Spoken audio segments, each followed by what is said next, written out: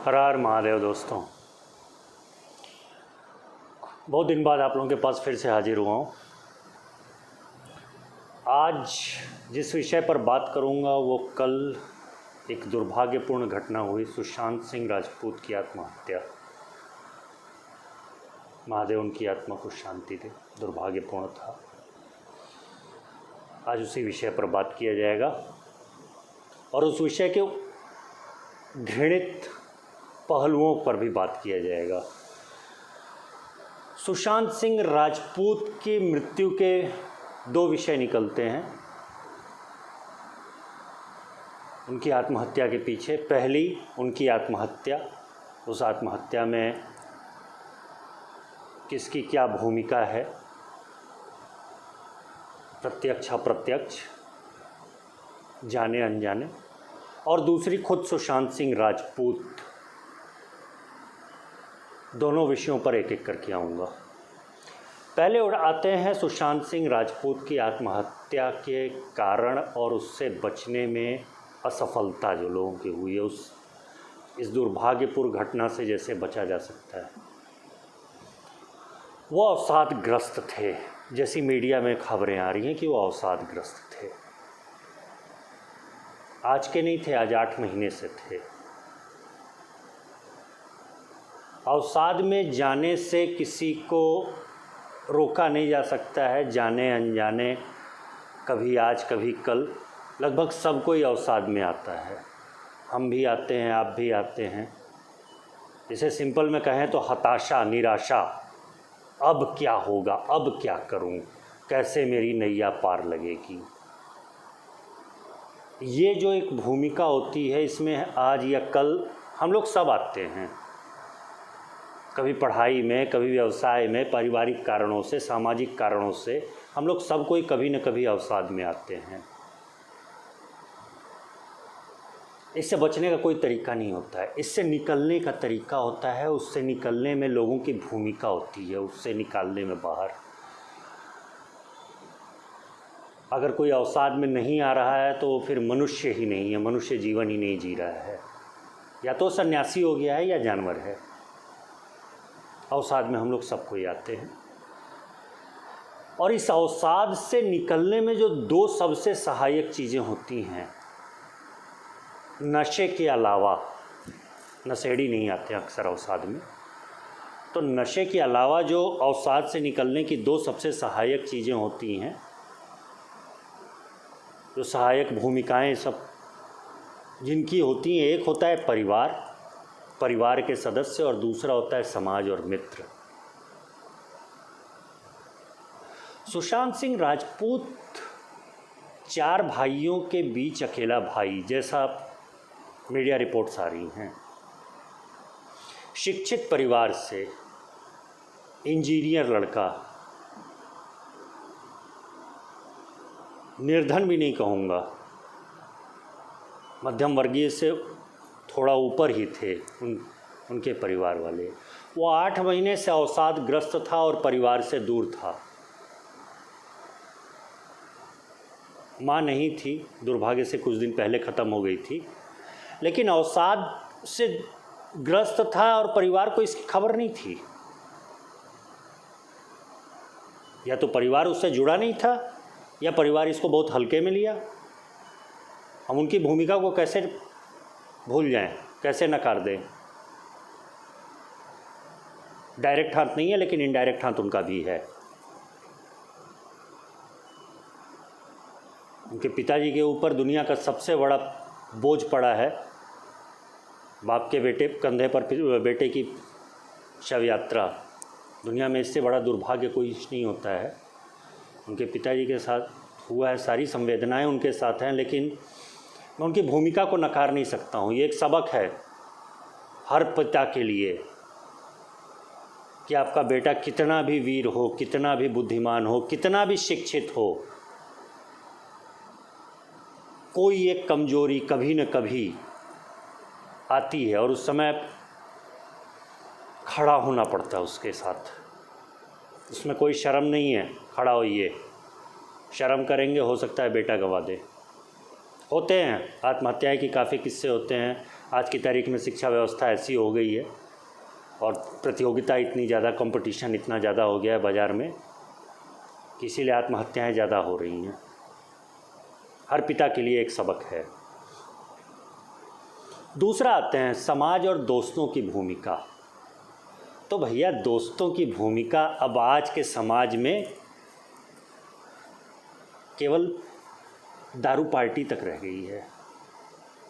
जो दारू नहीं पीता है तो उसके लिए पिकनिक रह गई। अब दोस्त बेफजूल आकर के हमारे यहाँ नहीं बैठते हैं क्योंकि उसको मोबाइल पे समय देना है, हमको भी देना है, केवल दोस्तों की नहीं, हमारी भी कोई गलती है। हमको मोबाइल पे समय देना है या इंटरनेट को समय देना है या केबल टीवी को समय देना है। ये तीनों चीज़ें हमको अवसाद में डालती हैं, अवसाद से निकालती नहीं हैं। तो इसमें दोस्तों की भूमिका पर प्रश्न चिन्ह लगाना भी मैं समझता हूँ कहीं से न्यायपूर्वक नहीं होगा। इसमें सब गलत है, हम आप, और इससे हटने का कोई तरीका हम लोग नहीं निकाल रहे हैं। आज की तारीख में संबंधों से ज़्यादा हमारे लिए महत्वपूर्ण वो मोबाइल, वो केबल टीवी और वो इंटरनेट हो गया है जो हमारे साथ कभी खड़ा नहीं होगा। बहुत ज़्यादा हम उससे कर लेंगे तो डॉक्टर जो दवा लिख करके दिया है वो अगर मार्केट में नहीं मिल रहा है तो हम उससे इंटरनेट के माध्यम से मंगा लेंगे, बस इतना ही मदद करेगा वो। लेकिन वो दवा लिखने का कारण भी जो है वो इंटरनेट ही बनता है आज की तारीख में। इसलिए दोस्तों की भूमिका पर प्रश्न चिन्ह लगाने से पहले सब कोई अपने अंदर झांक करके देखे कि हम कितने लोगों के अवसाद को खोज रहे हैं। हम सोच रहे हैं कि वो आए और हमसे बोले कि भाई साहब हमको मदद चाहिए, मित्र हमको मदद चाहिए, तब हम खड़े हो जाएंगे। मित्र वो नहीं होता है जिसके जो मांगने पर मदद करे। मित्र और माँ वो होती है जो आँखों में पढ़ ले कि सामने वाले को भूख लगी है या सामने वाले को मदद चाहिए। और ऐसे मित्र अब बहुत कम मिल रहे हैं और मिल भी इसलिए भी नहीं रहे क्योंकि अब मित्रों से आंखें नहीं मिल रही हैं। हम दूरी बना करके रहना चाहते हैं। यहाँ पे मित्रों की भूमिका पर प्रश्न चिन्ह लगाना उन मित्रों के साथ नाइंसाफ़ी होगी। हम लोगों को सबकी गलती है ये, क्योंकि हम लोगों ने उस पूरे सेटअप को बर्बाद कर दिया है। ये तो हो गया उनकी आत्महत्या के पीछे के कारणों पे चर्चा। अब हम आते हैं सुशांत सिंह राजपूत के संग जो लोग खड़े हुए हैं, राजपूत और बिहारी वर्ड जो उनके साथ जुड़े हुए थे, उनकी पहचान के साथ जुड़े हुए थे। तो दोनों पे आता हूँ मैं। पहला उनका चरित्र। ये सुशांत सिंह राजपूत वही थे जिन्होंने पीके में भूमिका अदा की थी, जिन्होंने केदारनाथ फिल्म में भूमिका अदा की थी। दोनों हिंदुत्व विरोधी। ये सुशांत सिंह राजपूत वही थे जो अपनी मार्केट बनाने के लिए अपने नाम के आगे राजपूत जोड़े और पद्मावत फिल्म का जब विरोध होना शुरू किया तो बॉलीवुड वालों को जो है मक्खन लगाने के लिए अपने नाम के आगे जो राजपूत जोड़ा था उस राजपूत शब्द से उन्होंने किनारा कर दिया। ये सुशांत सिंह राजपूत वही थे जो जामिया के छात्रों के साथ उनके विरोध प्रदर्शन में खड़े थे।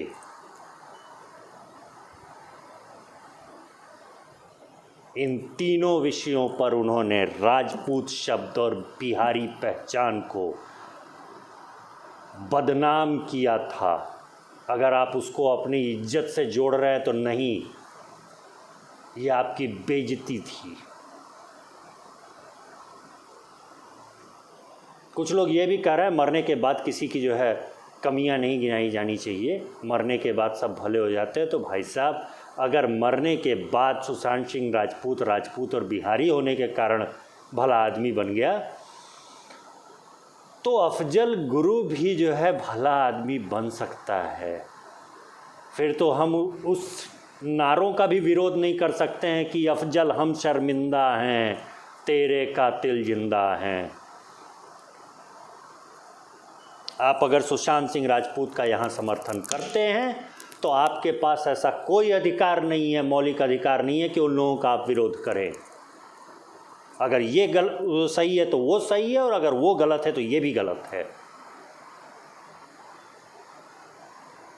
चरित्र ऐसा नहीं कहूँगा उनका कि बहुत बखानने लायक था। एक दलील ये भी आ रही है कि बॉलीवुड में अब वो अकेले थे तो पैसा पेट पालने के लिए और कमाई करने के लिए उनको मक्खन पॉलिश करना था और ऐसे ऐसे रोल करने थे। तो अगर पेट और स्वार्थ हमारे पद की गरिमा, हमारे धर्म की गरिमा, हमारे देश की गरिमा से ज़्यादा बड़ी थी या ज़्यादा बड़ी है, तब तो जवाहरलाल नेहरू हों, चाहे जयचंद हों या मान सिंह हों, वो सारे भी ठीक ही थे, गलत नहीं थे। वो भी अपने स्वार्थ में ही भारत के साथ गद्दारी किए थे। उनको हम किस तरीके से गाली दे सकते हैं? तो मित्रों, अपनी चीज़ों को स्पष्ट कर लीजिए। अगर हम देशभक्त के तमगा अपने ऊपर लगाना चाहते हैं, राजपूत का तमगा लगाना चाहते हैं, भारतवासी का तमगा लगाना चाहते हैं और हिंदू का तमगा अपने ऊपर लगाना चाहते हैं, तो कहीं से फिर हम उनके भला आदमी तो नहीं कह सकते। हाँ, वो सुने कुछ दान उन किए थे, लेकिन दान तो बहुत लोग किए थे, मैं सबको भला आदमी नहीं कह सकता हूँ। और अगर वो उनके साथ खड़ा होना है खाली इसलिए कि वो बिहारी थे या राजपूत थे, तो फिर अफजल हम शर्मिंदा हैं कहने वालों के साथ भी को भी आप बुरा नहीं कह सकते हैं। फिर वही बात कहता हूँ मैं, जो हर बार कहता हूँ कि सच को सच और गलत को गलत कहना सीखो। बहुत मेहनत का काम नहीं होता है, बस थोड़ा सा दिमाग और थोड़ी सी हिम्मत चाहिए होती है इनके लिए। सच को सच और गलत को गलत कहना सीखो। हर हर महादेव।